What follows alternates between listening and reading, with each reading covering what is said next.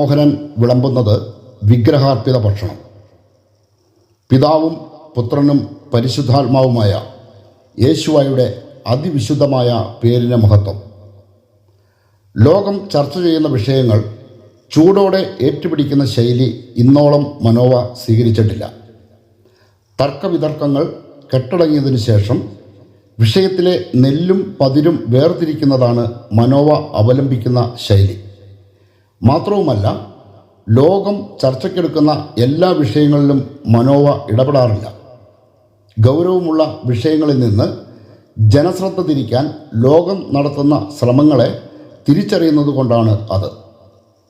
ലോകത്തിൻ്റെ ചൂണ്ടയിൽ മനോവ കൊത്താത്തതും ഈ തിരിച്ചറിവ് കൊണ്ടാണ്. നിത്യജീവന് നിയോഗം ലഭിച്ചിരിക്കുന്നവർക്ക് വേണ്ടി മാത്രമാണ് മനോവ വിളിക്കപ്പെട്ടിരിക്കുന്നത്. സത്യത്തെ മനഃപൂർവ്വം തമസ്കരിക്കുന്നവർക്ക് വേണ്ടിയല്ല. മാത്രവുമല്ല, നിത്യജീവന് നിയോഗം ലഭിച്ചവർക്ക് മാത്രമേ മനോവ നൽകുന്ന സന്ദേശങ്ങൾ സ്വീകരിക്കാൻ കഴിയുകയുള്ളൂ. ആയതിനാൽ ഈ സന്ദേശവും നിത്യജീവന് നിയോഗം ലഭിച്ചവർക്കുള്ളതാണ്. മനോവ നൽകുന്ന സന്ദേശങ്ങൾ ശ്രവിക്കാൻ ആഗ്രഹിക്കുന്നവർ ഈ യൂട്യൂബ് ചാനൽ സബ്സ്ക്രൈബ് ചെയ്യുകയും നിങ്ങളുടെ പ്രിയപ്പെട്ടവർക്ക് ഷെയർ ചെയ്യുകയും ചെയ്യുക. അതുവഴി ക്രിസ്തുവിലൂടെ മാത്രം അവകാശമാക്കാൻ സാധിക്കുന്ന നിത്യജീവൻ്റെ സന്ദേശവാഹകരാകാൻ നിങ്ങൾക്കും സാധിക്കും. യേശുവ എന്ന പരിശുദ്ധമായ പേരിന് മഹത്വമുണ്ടായിരിക്കട്ടെ. പഴയിടം മോഹനൻ വിളമ്പുന്നത് വിഗ്രഹാർപ്പിത ഭക്ഷണം. പഴയിടം മോഹനൻ എന്ന ദേഹണ്ണക്കാരന് വേണ്ടി ക്രിസംഗികൾ രംഗത്തിറങ്ങിയിരിക്കുന്ന സാഹചര്യത്തിൽ യഥാർത്ഥ ക്രൈസ്തവരോട് ചില സത്യങ്ങൾ വെളിപ്പെടുത്തേണ്ടത് അനിവാര്യമായിരിക്കുന്നു. ക്രിസ്ത്യൻ ഐക്യവേദി എന്ന പേരിൽ ഒരു സംഘടനയ്ക്ക് ഹിന്ദു ഐക്യവേദി രൂപം കൊടുത്തിട്ടുണ്ട്.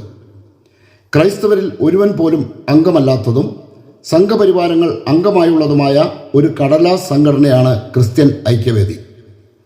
മറ്റു സമൂഹങ്ങൾക്കിടയിൽ ക്രിസ്ത്യാനികളെ വിഡ്ഢികളായി അവതരിപ്പിക്കുക എന്നതാണ് ക്രിസ്ത്യൻ ഐക്യവേദി എന്ന ഫേസ്ബുക്ക് സംഘടനയിലൂടെ RSS ലക്ഷ്യമിടുന്നത്. ക്രിസ്തുമതം ഉപേക്ഷിച്ച് ഹിന്ദുമതത്തിൽ ചേക്കേറിയവരും ഇപ്പോഴും പഴയ പേര് അതേപടി നിലനിർത്തിപ്പോരുന്നവരുമായ ചില അധമന്മാർ ഈ വ്യാജ സംഘടനയ്ക്ക് പിന്നിലുണ്ട്. സംഘപരിവാരങ്ങളാൽ ക്രിസ്ത്യാനികൾ ആക്രമിക്കപ്പെടുമ്പോൾ അക്രമികളോടൊപ്പം നിലകൊള്ളുകയും ക്രൈസ്തവരും മുസ്ലിങ്ങളും തമ്മിൽ എന്തെങ്കിലും പ്രശ്നമുണ്ടാകുമ്പോൾ അതിനെ ആളിക്കത്തിക്കുകയും ചെയ്യുന്നതാണ് ഇവറ്റകളുടെ പ്രവർത്തന രീതി.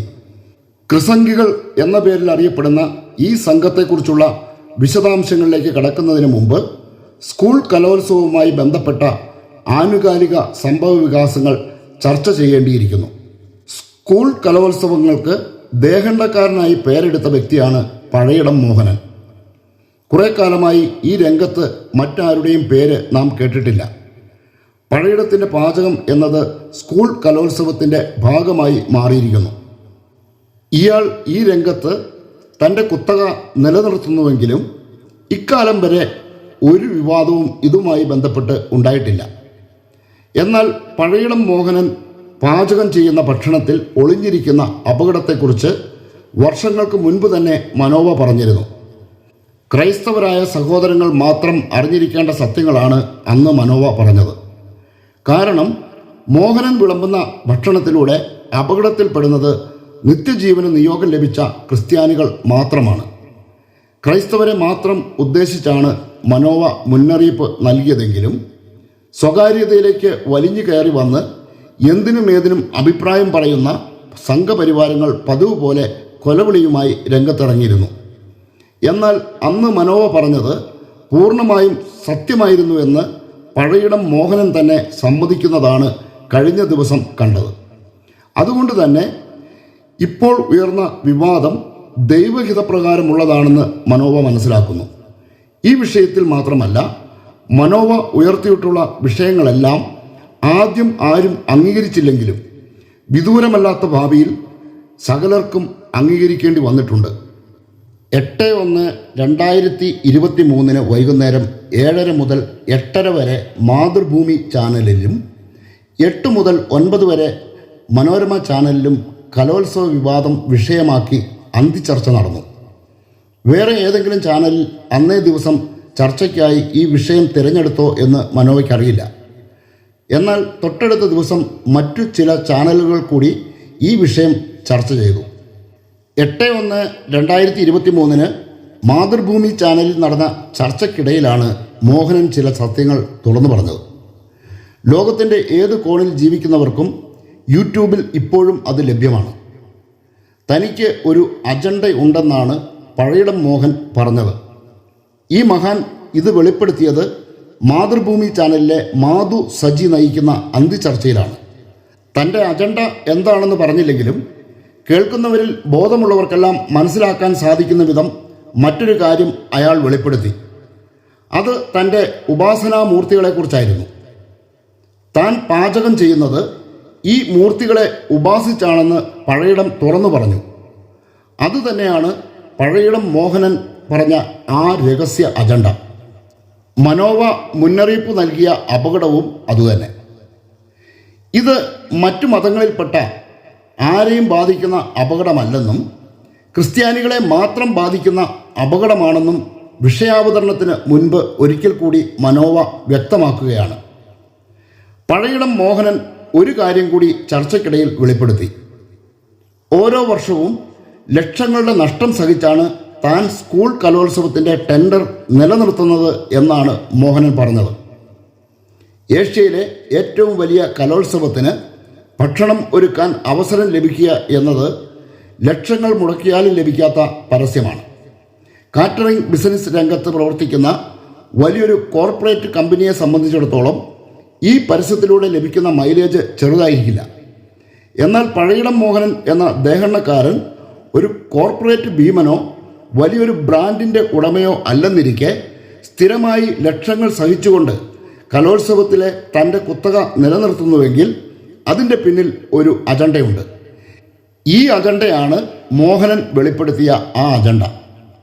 മോഹനനു പിന്നിൽ സംഘപരിവാർ ഉണ്ടെന്ന ആരോപണം നിലനിൽക്കുമ്പോൾ തന്നെ ഒരു കാര്യം നാം മനസ്സിലാക്കിയിരിക്കണം. പഴയിടം മോഹനൻ്റെ ഭക്ഷണത്തെ വാനോളം പുകഴ്ത്തിക്കൊണ്ട് പലരും ഇപ്പോൾ രംഗപ്രവേശം ചെയ്തിട്ടുണ്ട്. പഴയിടം പാകം ചെയ്യുന്ന ഭക്ഷണത്തിൻ്റെ രുചിയെക്കുറിച്ചുള്ള അവദാനങ്ങളാണ് എങ്ങും മുഴങ്ങിക്കേൾക്കുന്നത്. പഴയിടത്തിൻ്റെ മരണത്തോടെ സസ്യാഹാര മേഖല തന്നെ പ്രതിസന്ധിയിലാകുമെന്ന് തോന്നിപ്പോകുന്ന വിധത്തിലാണ് പുകഴ്ത്തുപാട്ടുകൾ. ഇത് മലയാളികളുടെ ഒരു പ്രത്യേകതയാണ്. ഏതെങ്കിലും ഒരു വ്യക്തി ഏതെങ്കിലും പ്രത്യേക മേഖലയിൽ പ്രശസ്തനായാൽ അവനെ വിഗ്രഹമാക്കി തോളിലേറ്റുന്നതാണ് മലയാളികളുടെയും മലയാള മാധ്യമങ്ങളുടെയും രീതി.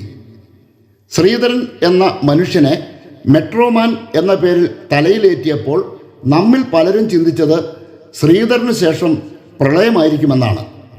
ആയതിനാൽ പഴയിടം മോഹനന് രുചിമാൻ പട്ടം നൽകുന്നതിന് മുൻപ് ഒരു കാര്യം മനസ്സിലാക്കിയിരിക്കുക. എന്തെന്നാൽ ഏറ്റവും രുചികരമായി സസ്യാഹാരം പാചകം ചെയ്യുന്ന ദേഹണ്ണക്കാരൻ എന്ന നിലയ്ക്കല്ല മോഹനൻ പ്രശസ്തനായത്.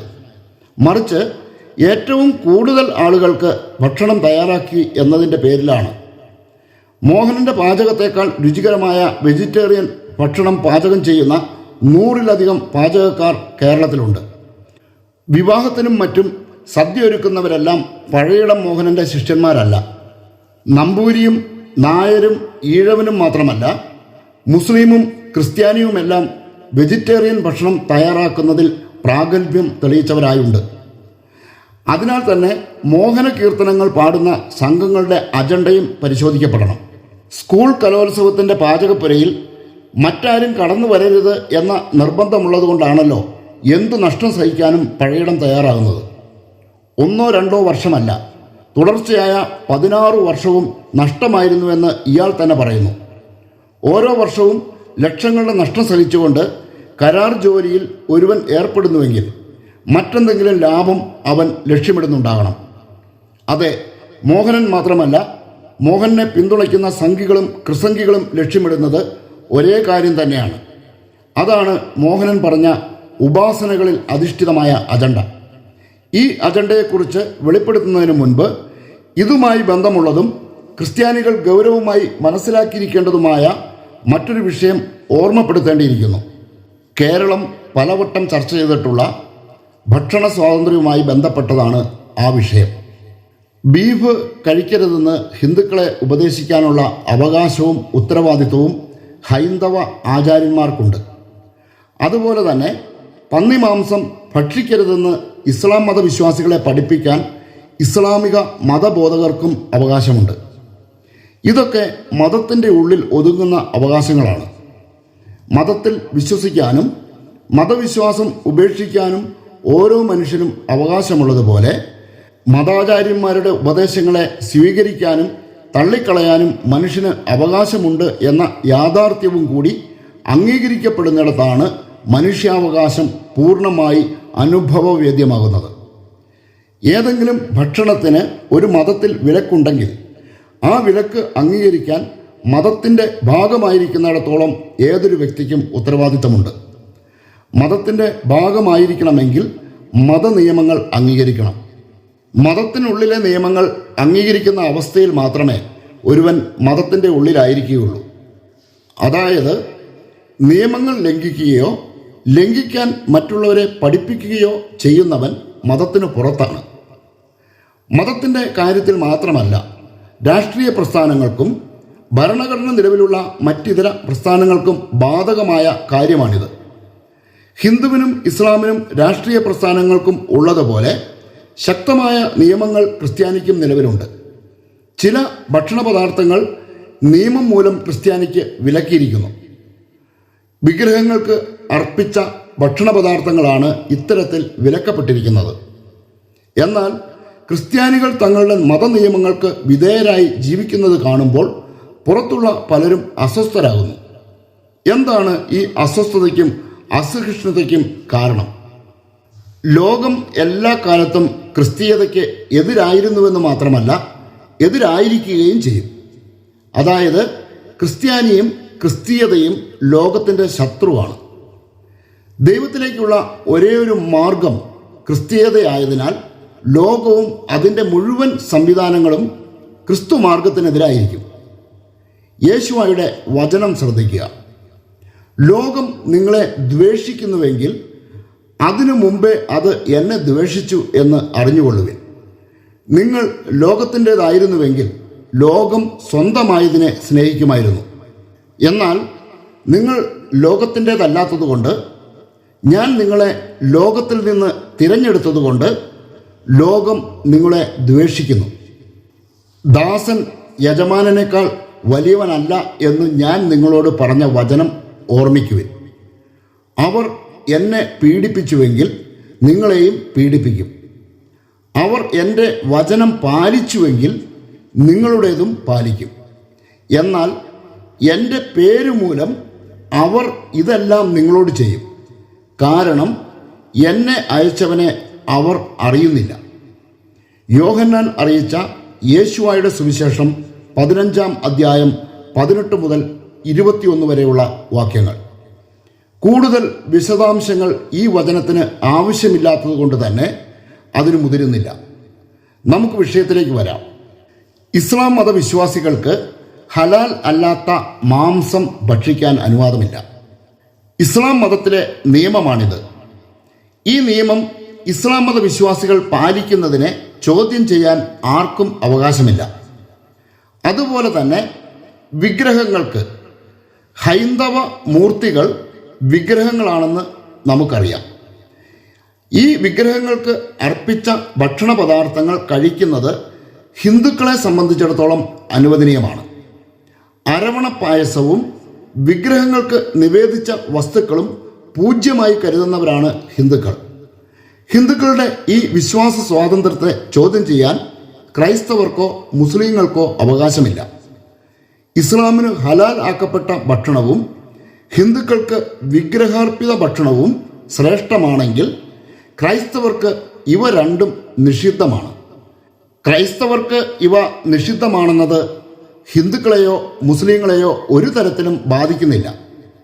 ഇസ്ലാമിന് പന്നിമാംസവും ഹിന്ദുവിന് പശുവിറച്ചിയും നിഷിദ്ധമായിരിക്കുന്നതിനെ വിമർശിക്കാൻ ക്രിസ്ത്യാനിക്ക് യാതൊരു അവകാശവുമില്ലാത്തതുപോലെ വിഗ്രഹാർപ്പിത ഭക്ഷണങ്ങളിൽ നിന്ന് അകന്നിരിക്കണമെന്ന് ക്രിസ്ത്യാനികൾക്ക് ലഭിച്ചിരിക്കുന്ന നിയമവും ചോദ്യം ചെയ്യപ്പെടരുത്. മറ്റുള്ളവരുടെ അവകാശങ്ങളെ ഹനിക്കാത്ത വിധത്തിൽ തങ്ങളുടെ ആചാരാനുഷ്ഠാനങ്ങൾ പിന്തുടരാൻ ലഭിക്കുന്ന അനുവാദമാണ് വിശ്വാസ സ്വാതന്ത്ര്യം. ഇഷ്ടമുള്ള മതത്തിൽ വിശ്വസിക്കാനും വിശ്വാസം ഉപേക്ഷിക്കാനുമുള്ള അവകാശം ലഭിക്കുന്നുവെങ്കിൽ മാത്രമേ വിശ്വാസ സ്വാതന്ത്ര്യം പൂർണ്ണമാകുകയുള്ളൂ. ഇഷ്ടമുള്ള മതത്തിൽ വിശ്വസിക്കാൻ ഓരോരുത്തർക്കുമുള്ള അവകാശം ചോദ്യം ചെയ്യപ്പെടാതിരിക്കുന്നതിനെയാണ് മതേതരത്വം എന്ന് വിശേഷിപ്പിക്കുന്നത്. സ്വാതന്ത്ര്യം എന്നത് മതസ്വാതന്ത്ര്യത്തിൽ മാത്രം ഒതുങ്ങുന്നതല്ല. എന്ത് ഭക്ഷിക്കണം, എന്ത് ധരിക്കണം എന്നെല്ലാം തീരുമാനിക്കാനുള്ള അവകാശവും സ്വാതന്ത്ര്യത്തിൻ്റെ ഭാഗമാണ്.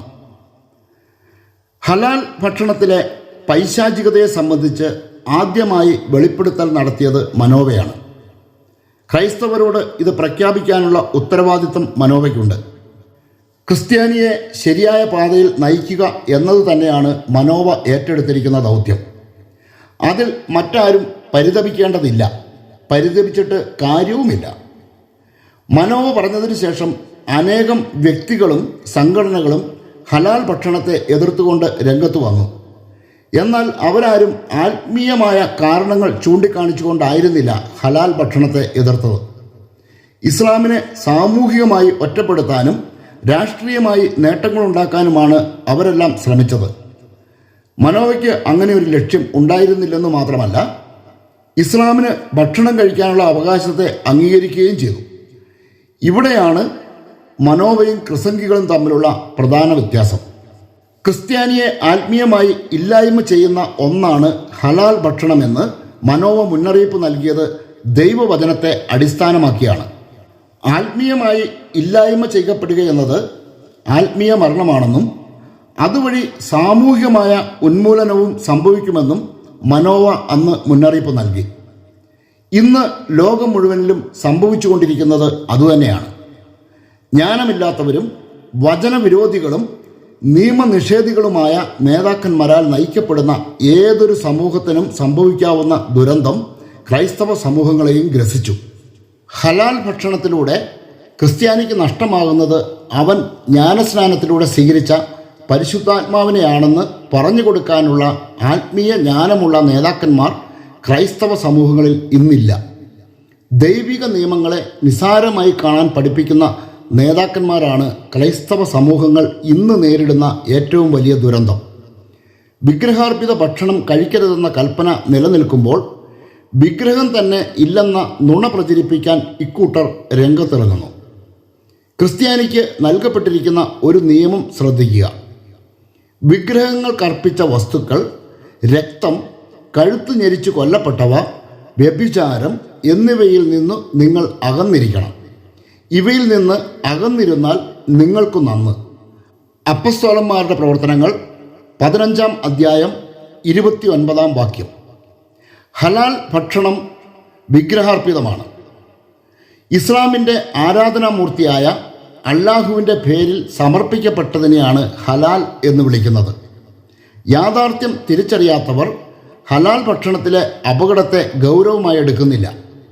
ഒരു ക്രിസ്ത്യാനിയെ ക്രിസ്ത്യാനി അല്ലാതാക്കുന്നതാണ് ഹലാൽ ഭക്ഷണം.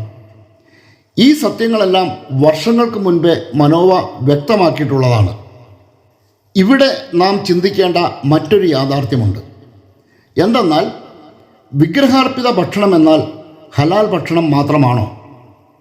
ക്രിസ്ത്യാനികളുടെ പ്രഥമ ആത്മീയ ആചാര്യനായ കേഫ ഇത് പറയുമ്പോൾ ഇസ്ലാം മതമോ ഹലാൽ ഭക്ഷണമോ ഈ ഭൂമുഖത്തുണ്ടായിരുന്നില്ല. എന്നാൽ വിഗ്രഹാർപ്പിത ഭക്ഷണം അന്നുമുണ്ടായിരുന്നു.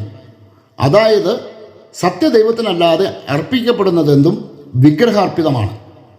സത്യദൈവത്തെ അല്ലാതെ മറ്റേതെങ്കിലും മൂർത്തികളെ ദൈവമായി പരിഗണിക്കുന്നവരാണ് വിജാതിയർ. ഇവർ ബലിയർപ്പിക്കുന്ന മൂർത്തികളെക്കുറിച്ച് ബൈബിൾ നൽകുന്ന വെളിപ്പെടുത്തൽ ഇതാണ്: വിജാതിയർ ബലിയർപ്പിക്കുന്നത് പിശാചിനാണ്, ദൈവത്തിനല്ല എന്നാണ് ഞാൻ പറയുന്നത്. നിങ്ങൾ പിശാചുക്കളുടെ പങ്കാളികളാകാൻ ഞാൻ ആഗ്രഹിക്കുന്നില്ല. കോറിന്തോസുകാർക്ക് എഴുതിയ 1-ാം ലേഖനം 10-ാം അധ്യായം 20-ാം വാക്യം. സഭയ്ക്കുള്ളിൽ ഈ സത്യം പഠിപ്പിക്കാനുള്ള ഉത്തരവാദിത്തം സഭാചാര്യന്മാരെന്ന് വിളിക്കപ്പെടുന്നവർക്കുണ്ട്. എന്നാൽ ഈ സത്യം സഭയ്ക്കുള്ളിൽ പഠിപ്പിക്കുന്നില്ലെന്ന് മാത്രമല്ല, ദൈവത്തിൻ്റെ നിയമങ്ങളെ നിസാരവൽക്കരിക്കുന്ന പ്രബോധനങ്ങളാണ് ഇവർ നടത്തുന്നത്. ഇവരെക്കുറിച്ച് പ്രവാചകനായ മോശയിലൂടെ അരുളി ചെയ്തിരിക്കുന്നത് എന്താണെന്ന് നോക്കുക. കയ്പുള്ള വിഷഫലം കായ്ക്കുന്ന വൃക്ഷത്തിൻ്റെ വേര് നിങ്ങൾക്കിടയിൽ ഉണ്ടാകരുത്. അങ്ങനെയുള്ളവൻ ഈ ശാപവാക്കുകൾ കേൾക്കുമ്പോൾ കുതിർന്നതും വരണ്ടതും ഒന്നുപോലെ എന്ന ഭാവത്തിൽ ഞാൻ എൻ്റെ ഇഷ്ടത്തിന് നടന്നാലും സുരക്ഷിതനായിരിക്കും എന്ന് പറഞ്ഞ് തന്നെ തന്നെ അനുഗ്രഹിക്കും. എന്നാൽ യാഹ്വേ അവനോട് ക്ഷമിക്കുകയില്ല. യാഹ്വയുടെ കോപവും അസൂയയും അവനെതിരെ ജ്വലിക്കും. ഈ പുസ്തകത്തിൽ എഴുതിയിരിക്കുന്ന ശാപമൊക്കെയും അവൻ്റെ മേൽ പതിക്കും. യാഹ്വേ ആകാശത്തിന് കീഴിൽ നിന്ന് അവൻ്റെ പേര് തുടച്ചു മാറ്റും. നിയമഗ്രന്ഥം 29 അധ്യായം 18 മുതൽ 20 വരെയുള്ള വാക്യങ്ങൾ. ക്രിസ്ത്യാനികൾ ഇന്ന് രണ്ടും കെട്ട അവസ്ഥയിൽ ജീവിക്കുന്നതിൻ്റെ കാരണം ഈ വചനത്തിലുണ്ട്. ക്രൈസ്തവർ എങ്ങനെയാണ് കൃസംഗികൾ ആയതെന്ന് അറിയണമെങ്കിൽ മറ്റൊരു വചനം ശ്രദ്ധാപൂർവം ശ്രവിക്കുക. നിങ്ങൾ പ്രവേശിക്കുന്ന ദേശത്തെ നിവാസികളുമായി ഒരു ഉടമ്പടിയിലും ഏർപ്പെടരുത്. ഏർപ്പെട്ടാൽ അത് നിങ്ങൾക്ക് ഒരു കെണിയായിത്തീരും. പുറപ്പാട് പുസ്തകം 34 അധ്യായം 12 വാക്യം. തുടർന്നുള്ള ഭാഗം കൂടി ശ്രദ്ധിക്കുക. മറ്റൊരു ദൈവത്തെയും ആരാധിക്കരുത്. എന്തെന്നാൽ അസഹിഷ്ണു എന്ന പേരുള്ള യാഹ്വേ അസഹിഷ്ണുവായ ദൈവം തന്നെ. ആ ദേശത്തെ നിവാസികളുമായി നിങ്ങൾ ഉടമ്പടി ചെയ്യരുത്. ചെയ്താൽ തങ്ങളുടെ ദേവന്മാരെ ആരാധിക്കുകയും അവർക്ക് ബലിയർപ്പിക്കുകയും ചെയ്യുമ്പോൾ അവർ നിങ്ങളെ ക്ഷണിക്കുകയും അവരുടെ ബലിവസ്തു ഭക്ഷിക്കാൻ നിങ്ങൾക്കിടവരുകയും ചെയ്തേക്കാം. അവരുടെ പുത്രിമാരെ നിങ്ങളുടെ പുത്രന്മാരെ കൊണ്ട് വിവാഹം കഴിപ്പിക്കുകയും ആ പുത്രിമാർ തങ്ങളുടെ ദേവന്മാരെ ആരാധിക്കുകയും നിങ്ങളുടെ പുത്രന്മാരെ അതിനായി പ്രേരിപ്പിക്കുകയും ചെയ്തെന്ന് വരാം. പുറപ്പാടിൻ്റെ പുസ്തകം 34 അധ്യായം 14 മുതൽ 16 വരെയുള്ള വാക്യങ്ങൾ. ഈ മുന്നറിയിപ്പിനെ ഗൗരവമായി എടുക്കാത്തവരാണ് ക്രിസംഗികളും ക്രിസ്താമുകളും ആയി അധപ്പതിച്ചത്. സംഘപരിവാരങ്ങളുമായുള്ള ബാന്ധവത്തിലൂടെ വിഗ്രഹാർപ്പിത ഭക്ഷണം ഭുജിച്ചുവെന്ന് മാത്രമല്ല, തങ്ങളുടെ ആരാധനാലയങ്ങൾ ആക്രമിക്കപ്പെടുമ്പോൾ അതിനെ ന്യായീകരിക്കേണ്ട ഗതികേടിലുമാണ് ക്രിസംഗികൾ ഇന്ന് ജീവിക്കുന്നത്. തങ്ങളുടെ പെൺമക്കൾ ഹിന്ദുക്കളെ വിവാഹം ചെയ്ത് ഹിന്ദുമതത്തിലേക്ക് കടന്നു പോകുമ്പോൾ ഒരു വ്യഭിചാര ദല്ലാളിനെ പോലെ ക്രിസംഗി അത് നോക്കി നിൽക്കുന്നു. ഭക്ഷണവുമായി ബന്ധപ്പെട്ട ക്രിസ്തീയ നിയമങ്ങൾ. ചന്തയിൽ വിൽക്കപ്പെടുന്ന ഏതുതരം മാംസവും വാങ്ങി മനഃശാഞ്ചല്യം കൂടാതെ ഭക്ഷിച്ചുകൊള്ളുവിൻ. കാരണം ഭൂമിയും അതിലുള്ള സർവവും യേശുവായുടേതാണ്. അവിശ്വാസിയായ ഒരുവൻ നിന്നെ ഭക്ഷണത്തിന് ക്ഷണിക്കുകയും പോകാൻ നീ ആഗ്രഹിക്കുകയും ചെയ്താൽ വിളമ്പിത്തരുന്നതെന്തും മനഃശാഞ്ചല്യം കൂടാതെ ഭക്ഷിച്ചുകൊള്ളുക. എന്നാൽ ആരെങ്കിലും നിന്നോട് ഇത് ബലിയർപ്പിച്ച വസ്തുവാണ് എന്ന് പറയുന്നുവെങ്കിൽ ഈ വിവരം അറിയിച്ച ആളെ കരുതിയും മനസാക്ഷിയെ കരുതിയും നീ അത് ഭക്ഷിക്കരുത്. നിന്റെ മനസാക്ഷി അല്ല അവൻ്റേതാണ് ഞാൻ ഉദ്ദേശിക്കുന്നത്. എൻ്റെ സ്വാതന്ത്ര്യം മറ്റൊരുവൻ്റെ മനസാക്ഷി കൊണ്ട് എന്തിന് വിധിക്കപ്പെടണം? കോറിന്തോസുകാർക്ക് എഴുതിയ 1 ലേഖനം 10 അധ്യായം 25 മുതൽ 29 വരെയുള്ള വാക്യങ്ങൾ. ഭക്ഷണ കാര്യത്തിൽ ക്രിസ്ത്യാനിക്ക് ലഭിച്ചിരിക്കുന്ന നിയമങ്ങളിലൊന്ന് ഇതാണ്. എന്തും ഭക്ഷിക്കാനുള്ള അനുവാദം ക്രിസ്ത്യാനിക്ക് ലഭിച്ചിട്ടുണ്ട്. എന്നാൽ ഇവിടെ ഒരു കാര്യം ഗൗരവമായി ചിന്തിക്കണം. എന്തെന്നാൽ വിഗ്രഹങ്ങൾക്ക് അർപ്പിച്ചവയാണ് എന്ന അറിവ് ലഭിച്ചതിന് ശേഷം അത് ഭക്ഷിക്കാൻ ക്രിസ്ത്യാനിക്ക് അനുവാദമില്ല. വിഗ്രഹങ്ങൾക്ക് അർപ്പിച്ച വസ്തുക്കളിൽ നിന്ന് അകന്നിരിക്കണമെന്ന നിയമത്തിനാണ് ഇവിടെ പ്രഥമസ്ഥാനം.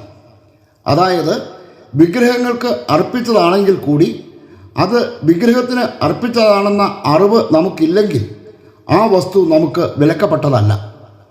വിഗ്രഹാർപ്പിതമാണെന്ന അറിവ് ലഭിക്കുന്നത് വരെ മാത്രമാണ് ഇങ്ങനെയൊരു ഇളവ് ലഭിക്കുന്നത് എന്ന കാര്യം മറക്കരുത്. ഒരു യഥാർത്ഥ ക്രിസ്ത്യാനിയെ ക്ഷുദ്രപ്രയോഗത്തിലൂടെയോ ആഭിചാരത്തിലൂടെയോ അപായപ്പെടുത്താൻ കഴിയില്ല. യേശുവായുടെ വാക്കുകൾ ശ്രദ്ധിക്കുക. വിശ്വസിക്കുന്നവരോട് കൂടെ ഈ അടയാളങ്ങൾ ഉണ്ടായിരിക്കും. അവർ എൻ്റെ പേരിൽ പിശാചുക്കളെ ബഹിഷ്കരിക്കും. പുതിയ ഭാഷകൾ സംസാരിക്കും. അവർ സർപ്പങ്ങളെ കയ്യിലെടുക്കും. മാരകമായ എന്തു കുടിച്ചാലും അത് അവരെ ഉപദ്രവിക്കുകയില്ല. മർക്കോസ് അറിയിച്ച യേശുവായുടെ സുവിശേഷം 16-ാം അധ്യായം 17-18 വാക്യങ്ങൾ. മറ്റൊരു വചനം കൂടി ശ്രദ്ധിക്കുക. ഇതാ, പാമ്പുകളുടെയും തേളുകളുടെയും ശത്രുവിൻ്റെ സകല ശക്തികളുടെയും മീതെ ചവിട്ടി നടക്കാൻ നിങ്ങൾക്ക് ഞാൻ അധികാരം തന്നിരിക്കുന്നു. ഒന്നും നിങ്ങളെ ഉപദ്രവിക്കുകയില്ല. ലൂക്ക അറിയിച്ച യേശുവായുടെ സുവിശേഷം 10-ാം അധ്യായം 19-ാം വാക്യം. ക്രിസ്തുവിൽ വിശ്വസിക്കുകയും അവിടുത്തെ പ്രബോധനത്തിൽ നിലനിൽക്കുകയും ചെയ്യുന്നവർക്ക് വാഗ്ദാനം ചെയ്യപ്പെട്ടിരിക്കുന്ന സംരക്ഷണമാണിത്. എന്നാൽ ഒരു കാര്യം നാം ഇവിടെ പ്രത്യേകം ശ്രദ്ധിക്കേണ്ടതുണ്ട്. ദൈവത്തിൽ നിന്നുള്ള സംരക്ഷണം ലഭിക്കുന്നത് അവിടുത്തെ നിയമങ്ങൾ കർശനമായി അനുസരിക്കുന്നവർക്ക് മാത്രമാണ്. ഇടം വലം തിരിയാതെ അവിടുത്തെ നിയമങ്ങൾ പാലിക്കുന്നവർ മാത്രമാണ് ഇസ്രായേലിൻ്റെ ഭാഗമായി പരിഗണിക്കപ്പെടുന്നത്. അവിടുത്തെ നിയമങ്ങൾ ലംഘിക്കുന്ന ഏതൊരുവനും ഇസ്രായേൽ ജനത്തിൽ നിന്ന് വിച്ഛേദിക്കപ്പെടും. ഇസ്രായേലിൻ്റെ ഭാഗമായിരിക്കുന്നിടത്തോളം ഒരുവന് ദൈവം നൽകുന്ന സംരക്ഷണം ഇതാണ്: യാക്കോബിന് ആഭിചാരം ഏൽക്കുകയില്ല, ഇസ്രായേലിനെതിരെ ക്ഷുദ്രവിദ്യ ഫലിക്കുകയുമില്ല. സംഖ്യാപുസ്തകം 23-ാം അധ്യായം 23-ാം വാക്യം. നിയമനിഷേധത്തിന് ക്രൈസ്തവരെ ഈ ലോകം നിർബന്ധിക്കുന്നതിന് പിന്നിലെ കാരണം അവരെ ദൈവിക സംരക്ഷണത്തിൽ നിന്ന് പുറത്തു കൊണ്ടുവരിക എന്നതാണ്. അപ്പോൾ മാത്രമേ ലോകത്തിന് അവരെ നശിപ്പിക്കാൻ കഴിയുകയുള്ളൂ. അശുദ്ധമെന്ന് ദൈവം പ്രഖ്യാപിച്ചിട്ടുള്ളവയാണ് നമുക്ക് അശുദ്ധമായിരിക്കുന്നത്. അവ ശുദ്ധീകരിക്കപ്പെടുന്നത് വരെ അശുദ്ധമായിരിക്കും. എന്നാൽ ശുദ്ധീകരിക്കപ്പെട്ടതിന് ശേഷവും അവയെ അശുദ്ധമായി മാറ്റി നിർത്തേണ്ടതില്ല. ഒരിക്കൽ അശുദ്ധമായി പരിഗണിക്കപ്പെട്ട ഭക്ഷണ പദാർത്ഥങ്ങൾ പിന്നീട് ശുദ്ധീകരിക്കപ്പെട്ടത് എങ്ങനെയായിരുന്നുവെന്ന് ശ്രദ്ധിക്കുക. സ്വർഗത്തിലും ഭൂമിയിലുമുള്ള എല്ലാ വസ്തുക്കളെയും അവനിലൂടെ അവിടുന്ന് തന്നോട് അനുരഞ്ജിപ്പിക്കുകയും അവൻ കുരിശിൽ ചിന്തിയ രക്തം വഴി സമാധാനം സ്ഥാപിക്കുകയും ചെയ്തു. കൊളോസോസുകാർക്ക് എഴുതിയ ലേഖനം 1-ാം അധ്യായം 20-ാം വാക്യം.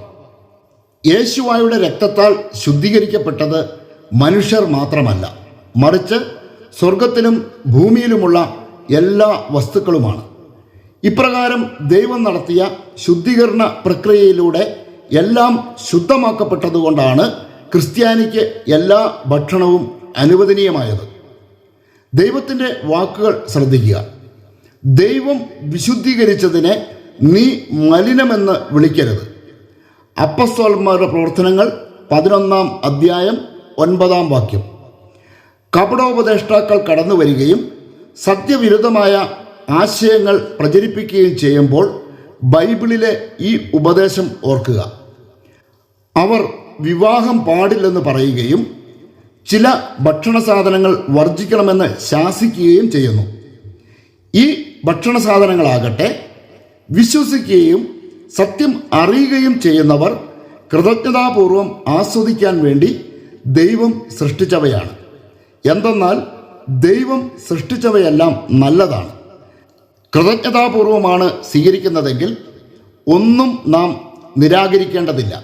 കാരണം അവ ദൈവവചനത്താലും പ്രാർത്ഥനയാലും വിശുദ്ധീകരിക്കപ്പെടുന്നു. തിമോത്തേയോസിന് എഴുതിയ 1-ാം ലേഖനം 4-ാം അധ്യായം 3 മുതൽ 5 വരെയുള്ള വാക്യങ്ങൾ. കൃതജ്ഞതാപൂർവമാണ് ഭക്ഷിക്കുന്നതെങ്കിൽ ക്രിസ്ത്യാനിക്ക് ഒന്നും നിഷിദ്ധമല്ല. എന്നാൽ എത്രത്തോളം വിശുദ്ധീകരിക്കപ്പെട്ട വസ്തുവാണെങ്കിലും അത് വിഗ്രഹങ്ങൾക്ക് അർപ്പിക്കുന്നതോടെ അശുദ്ധവും നിന്ദ്യവുമായി മാറും. വിഗ്രഹങ്ങൾക്ക് അർപ്പിച്ചതാണെന്ന അറിവ് നമുക്ക് ലഭിക്കുന്നില്ലെങ്കിൽ യേശുവായുടെ പേരിൽ കൃതജ്ഞത അർപ്പിച്ച് അത് നമുക്ക് ഭക്ഷിക്കാം. അറിവ് ലഭിച്ചതിന് ശേഷമാണ് ഭക്ഷിക്കുന്നതെങ്കിൽ അത് നിയമലംഘനമായി കണക്കാക്കപ്പെടും. വിഗ്രഹങ്ങൾക്ക് അർപ്പിച്ച വസ്തുക്കളിൽ നിന്ന് അകന്നിരിക്കുക എന്നത് ക്രിസ്ത്യാനിക്ക് ലഭിച്ചിരിക്കുന്ന നിയമമാണ്. ക്രിസ്ത്യാനികളെ നിയമലംഘകരാക്കാൻ സഭയ്ക്കുള്ളിൽ തന്നെ ശത്രുക്കൾ നുഴഞ്ഞു കയറിയിട്ടുണ്ട്. നിയമത്തെ പഴയതും പുതിയതും എന്ന് രണ്ടായി തിരിച്ച് പഴയ നിയമം ക്രിസ്ത്യാനികൾക്ക് ബാധകമല്ലെന്ന് പഠിപ്പിക്കുന്നത് ഈ നുഴഞ്ഞുകയറ്റക്കാരാണ്. ഇവരെക്കുറിച്ചാണ് വിഷഫലം കായ്ക്കുന്ന വൃക്ഷത്തിൻ്റെ വേര് എന്ന് മോശ മുന്നറിയിപ്പ് നൽകിയത്. എന്നാൽ നിയമത്തിൻ്റെ പ്രാധാന്യത്തെക്കുറിച്ച് യേശുവ എന്താണ് അരുളി ചെയ്തിരിക്കുന്നതെന്ന് നോക്കുക. നിയമത്തെയോ പ്രവാചകന്മാരെയോ അസാധുവാക്കാനാണ് ഞാൻ വന്നതെന്ന് നിങ്ങൾ വിചാരിക്കരുത്. അസാധുവാക്കാനല്ല, പൂർത്തിയാക്കാനാണ് ഞാൻ വന്നത്. ആകാശവും ഭൂമിയും കടന്നു പോകുന്നതുവരെ സമസ്തവും നിറവേറുവോളം നിയമത്തിൽ നിന്ന് വള്ളിയോ പുള്ളിയോ മാറുകയില്ലെന്ന് സത്യമായി ഞാൻ നിങ്ങളോട് പറയുന്നു. ഈ പ്രമാണങ്ങളിൽ ഏറ്റവും നിസാരമായ ഒന്ന് ലംഘിക്കുകയോ ലംഘിക്കാൻ മറ്റുള്ളവരെ പഠിപ്പിക്കുകയോ ചെയ്യുന്നവൻ സ്വർഗരാജ്യത്തിൽ ചെറിയവനെന്ന് വിളിക്കപ്പെടും. എന്നാൽ അത് അനുസരിക്കുകയും പഠിപ്പിക്കുകയും ചെയ്യുന്നവൻ സ്വർഗരാജ്യത്തിൽ വലിയവനെന്ന് വിളിക്കപ്പെടും. മത്തായി അറിയിച്ച യേശുവയുടെ സുവിശേഷം 5-ാം അധ്യായം 17 മുതൽ 19 വരെയുള്ള വാക്യങ്ങൾ. നിയമം അനുസരിക്കുകയും അനുസരിക്കാൻ മറ്റുള്ളവരെ പഠിപ്പിക്കുകയും ചെയ്യുന്നവരെ താൻ എങ്ങനെ പരിഗണിക്കുന്നുവെന്ന് യേശുവ ഇവിടെ വ്യക്തമാക്കിയിട്ടുണ്ട്. അതുപോലെ തന്നെ നിയമം ലംഘിക്കുകയും ലംഘിക്കാൻ മറ്റുള്ളവരെ പഠിപ്പിക്കുകയും ചെയ്യുന്നവർക്ക് ലഭിക്കുന്ന പ്രതിഫലവും അവിടുന്ന് പ്രഖ്യാപിച്ചിരിക്കുന്നു. ക്രിസ്തുവിനാൽ സ്ഥിരീകരിക്കപ്പെട്ടിരിക്കുന്ന ഈ നിയമത്തിൻ്റെ പ്രാബല്യം യുഗാന്തം വരെയാണ്. വിഗ്രഹങ്ങൾക്ക് അർപ്പിച്ച ഭക്ഷണ പദാർത്ഥങ്ങൾ വർജിക്കണമെന്ന നിയമത്തിനു പ്രാബല്യമില്ലായിരുന്നുവെങ്കിൽ അപ്പസ്തോലനായ കേഫ ഒരിക്കലും അങ്ങനെ ഒരു താക്കീത് നൽകുമായിരുന്നില്ല. കേഫ മാത്രമല്ല, പൗലോസും താക്കീത് നൽകിയിട്ടുണ്ട്. അപ്പസ്തോലന്മാർ പഠിപ്പിച്ചതിൽ നിന്ന് വ്യത്യസ്തമായ ഒരു പാരമ്പര്യവും ക്രിസ്തുവിൻ്റെ സഭയ്ക്കില്ല.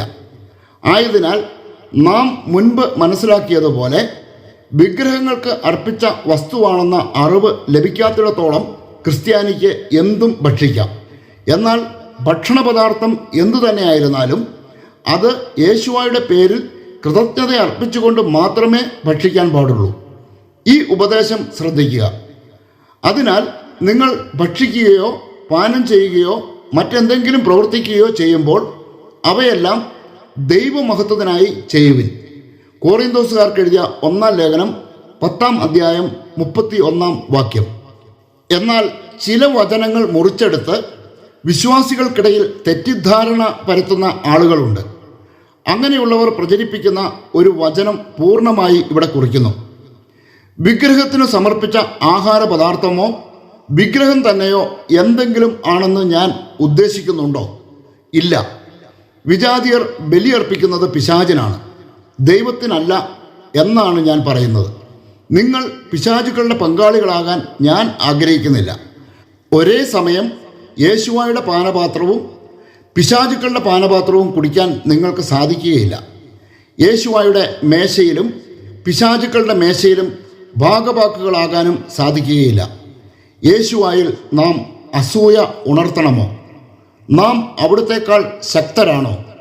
കോറിന്തോസുകാർക്ക് എഴുതിയ 1-ാം ലേഖനം 10-ാം അധ്യായം 19 മുതൽ 22 വരെയുള്ള വാക്യങ്ങൾ. വിജാതിയർ ബലിയർപ്പിക്കുന്നത് പിശാചിനാണെങ്കിൽ വിജാതിയരുടെ വിഗ്രഹങ്ങൾ പിശാചുക്കളാണെന്ന് വ്യക്തം.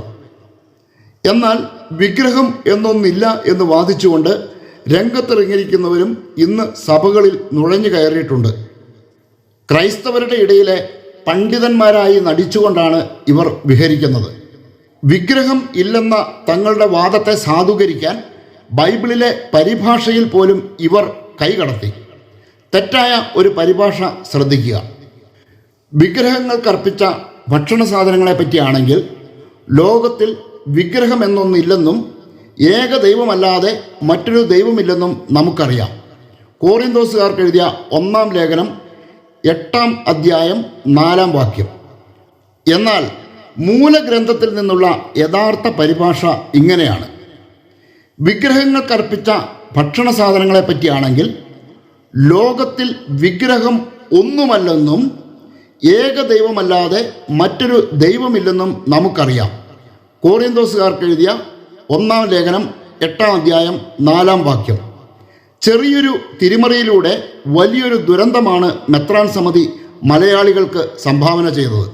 വിഗ്രഹം ഒന്നുമല്ല എന്ന് പറയുന്നതും വിഗ്രഹം എന്നൊന്നില്ല എന്ന് പറയുന്നതും തമ്മിലുള്ള അന്തരം എത്ര വലുതാണെന്ന് ഓരോരുത്തരും മനസ്സിലാക്കിയാൽ നല്ലത്.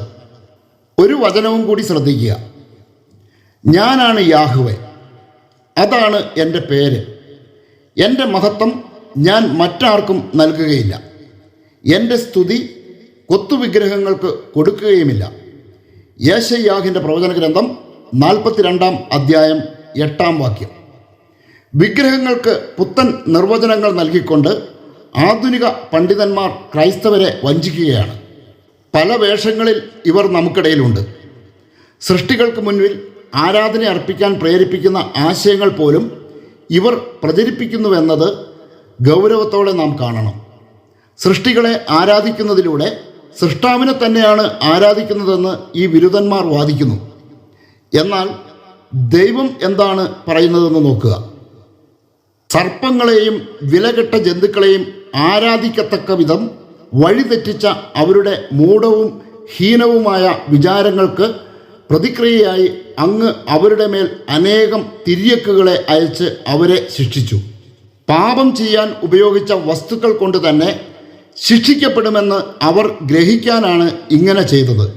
ജ്ഞാനത്തിൻ്റെ പുസ്തകം 11 അധ്യായം 15-16 വാക്യങ്ങൾ.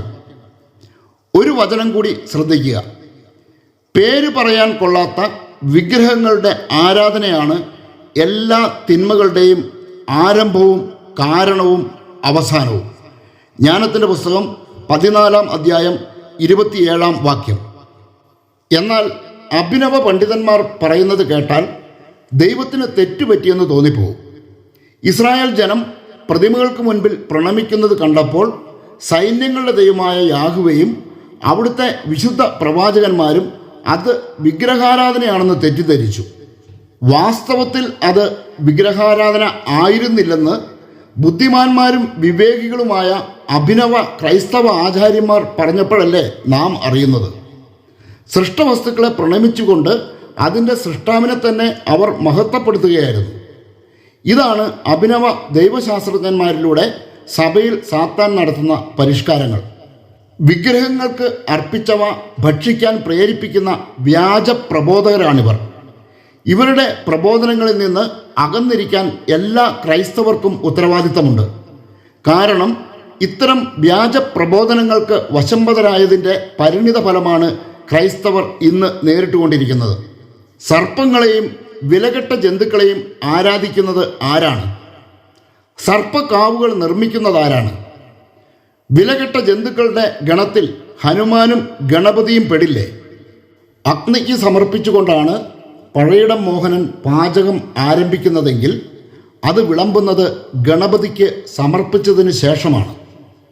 പാലുകാച്ചൽ എന്നത് നിഷ്കപടമായ ഒരു ചടങ്ങാണെന്ന് ആരും തെറ്റിദ്ധരിക്കരുത്. അഗ്നിദേവന് സമർപ്പിക്കുന്ന പൈശാചികതയ്ക്ക് നൽകപ്പെട്ടിരിക്കുന്ന നിഗൂഢമായ വിശേഷണമാണ് പാലുകാച്ചൽ എന്ന പേര്. ഹിന്ദുക്കൾ പൂർണ്ണമായ അറിവോടെ ഇത് ആചരിക്കുമ്പോൾ അഹിന്ദുക്കൾ വിഡ്ഢികളെ പോലെ ഇത് അനുകരിക്കുന്നു. ഒരു കാര്യം അറിഞ്ഞിരിക്കുക. എന്തെന്നാൽ പഴയിടം മോഹനൻ പറഞ്ഞ ഉപാസനാമൂർത്തികളിൽ ഗണപതിയും അഗ്നിദേവനുമുണ്ട്. പഴയിടം മോഹനൻ വിളമ്പുന്നത് വിഗ്രഹാർപ്പിത ഭക്ഷണമാണോ എന്ന് ഇനി ഓരോരുത്തരും ചിന്തിക്കുക. ഈ മനുഷ്യൻ സ്വയം വെളിപ്പെടുത്തിയ അജണ്ടയും ഇതുതന്നെയാണ്. ഈ വചനം നോക്കുക. ജനതകളുടെ വിഗ്രഹങ്ങൾക്ക് ശിക്ഷയുണ്ടാകും. ദൈവസൃഷ്ടിയുടെ ഭാഗമാണെങ്കിലും അവ മ്ലേച്ഛതയും മനസ്സിന് പ്രലോഭനവും മൂഢന്മാരുടെ പാദങ്ങൾക്ക് കെണിയുമായി തീർന്നിരിക്കുന്നു. ജ്ഞാനത്തിൻ്റെ പുസ്തകം 14 അധ്യായം 11 വാക്യം. ക്രിസ്ത്യാനികളെ ഹിന്ദുമതത്തിൽ ലയിപ്പിക്കാൻ അരയും തലയും മുറുക്കി രംഗത്തിറങ്ങിയിരിക്കുന്ന ക്രിസംഗികളുടെ അജണ്ടയും നാം തിരിച്ചറിയണം. ഇസ്ലാമിനും ഹലാലിനും എതിരെ ശ്രദ്ധ തിരിച്ചുകൊണ്ട് ഹൈന്ദവ പൈശാചികതയ്ക്ക് മറ പിടിക്കുന്നതും ക്രിസംഗികളാണ്. ഈ വചനം ശ്രദ്ധയിലുണ്ടായിരിക്കട്ടെ. നിങ്ങൾ പ്രവേശിക്കുന്ന ദേശത്തെ നിവാസികളുമായി ഒരു ഉടമ്പടിയിലും ഏർപ്പെടരുത്.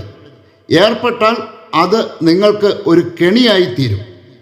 പുറപ്പാടിൻ്റെ പുസ്തകം 34 അധ്യായം 12 വാക്യം. ഇസ്ലാമിനെ എതിർക്കാൻ സംഘപരിവാരങ്ങളുമായി കൈകോർക്കുന്നവർ ഈ വചനത്തിൻ്റെ ഗൗരവം മനസ്സിലാക്കിയിരിക്കണം. ഹലാൽ പോലെ തന്നെ മരണകരമായതാണ് പഴയിടം മോഹനൻ പാചകം ചെയ്യുന്ന ഭക്ഷണപദാർത്ഥങ്ങളും. എന്നാൽ ശാസ്ത്രീയ നൃത്തങ്ങളും ശാസ്ത്രീയ സംഗീതവും അരങ്ങിൽ അവതരിപ്പിക്കുന്നവർക്ക് എന്തു വേണമെങ്കിലും ഭക്ഷിക്കാം. കാരണം അവർ തങ്ങളെ തന്നെ പൂർണ്ണമായും വിഗ്രഹങ്ങൾക്ക് സമർപ്പിച്ചവരാണ്. അതെ, പിശാചുക്കൾക്ക് തങ്ങളെ തന്നെ സമർപ്പിച്ചവരെ സംബന്ധിച്ചിടത്തോളം വിഗ്രഹാർപ്പിത ഭക്ഷണത്തിലൂടെ പ്രത്യേകിച്ചൊന്നും സംഭവിക്കാനില്ല. ചെവിയുള്ളവൻ കേൾക്കട്ടെ. ഈ സന്ദേശം ഇവിടെ ഉപസംഹരിക്കുമ്പോൾ ഒരു കാര്യം പ്രത്യേകമായും ഓർമ്മിപ്പിക്കുന്നു. ഈ യൂട്യൂബ് ചാനൽ ഇതുവരെ സബ്സ്ക്രൈബ് ചെയ്തിട്ടില്ലാത്തവർ ദയവ് ചെയ്ത് സബ്സ്ക്രൈബ് ചെയ്യുക. ഈ സന്ദേശം നിങ്ങൾക്ക് ഗുണകരമായി എന്ന് തോന്നുന്നുവെങ്കിൽ നിങ്ങളുടെ സഹോദരങ്ങളെ അറിയിക്കുവാനായി ഇത് ഷെയർ ചെയ്യുക. വേഗം വരാനിരിക്കുന്നവനും പിതാവും പുത്രനും പരിശുദ്ധാത്മാവുമായ യേശുവായുടെ പരിശുദ്ധമായ പേരിന് മഹത്വമുണ്ടായിരിക്കട്ടെ.